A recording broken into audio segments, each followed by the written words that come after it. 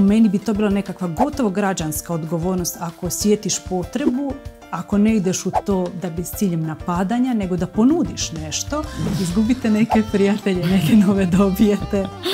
3 točkice. Ja sam stvarno bila mlada i naivna. Vjerovatno sad bi se puno više razmislilo da li idem tamo. Sjećam se zapravo u jednom trenutku jednog biračkog mjesta sa 40 promatrača, ali doslovno 40 promatrača koji su nas zapravo stopirali u nadgledanju prebrojavanja.